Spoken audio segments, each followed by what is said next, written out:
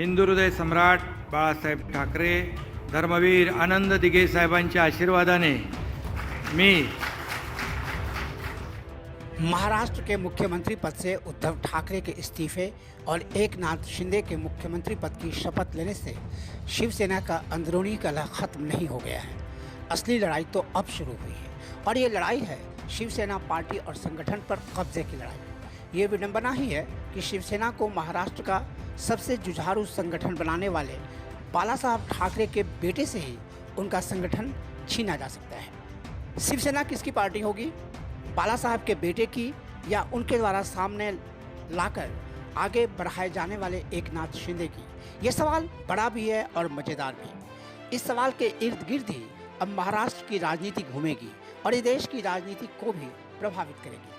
ठाणे के एकनाथ शिंदे पुराने शिव सैनिक हैं और वो उन आनंद दीघे के राजनीतिक शिष्य हैं जिनके होते हुए बाला साहेब ठाकरे भी ठाणे में शिवसेना के काम में दखल नहीं देते थे। पार्टी में हुई बगावत के बाद एकनाथ शिंदे ने दिखा दिया है कि वे कितने ताकतवर हैं। 55 विधायकों वाली शिवसेना में 39 विधायक एकनाथ शिंदे के साथ हैं। शिंदे ने बार बार कहा है कि वे सभी लोग बाला साहेब ठाकरे के हिंदुत्व को आगे ले जाने के काम करेंगे और शिवसेना में ही रहेंगे।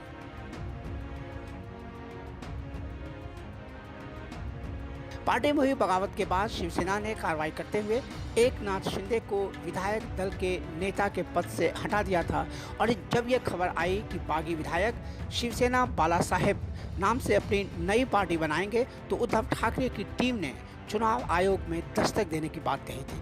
ऐसे में शिवसेना के सामने मुंबई से बाहर निकलकर अन्य इलाकों में पार्टी कैडर को फिर से खड़ा करना और चुनाव लड़के जीत हासिल करना निश्चित रूप से मुश्किल होगा। ठाणे के साथ ही विदर्भ, उत्तरी महाराष्ट्र और कोकण में भी शिवसेना को अपने आधार को फिर से खड़ा करना होगा।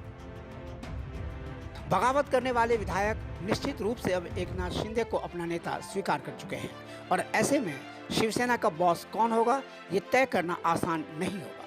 शिवसेना पर कब्जे को लेकर कानूनी जंग अदालतों तक भी पहुंच सकती है। असली शिवसेना किसकी है ये आने वाले दिनों में पता चलेगा, लेकिन शिवसेना प्रमुख उद्धव ठाकरे और उनके सिपह सालारों के लिए 2.5 साल तक सरकार चलाने के बाद अब वक्त चकाचौंध वाली मुंबई से बाहर निकलकर महाराष्ट्र की गलियों की खाक छानने का है। तभी वे शिवसेना को फिर से खड़ा कर पाएंगे। ये सवाल अहम इसलिए भी है कि साल 2024 बहुत दूर नहीं है जब लोकसभा चुनाव होंगे।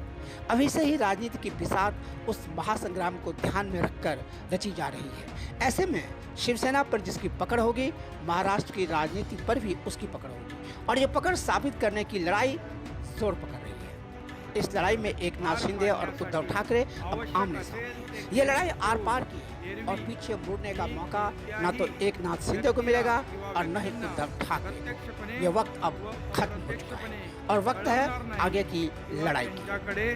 उघड करणार नाही। धन्यवाद। जय हिंद, जय महाराष्ट्र।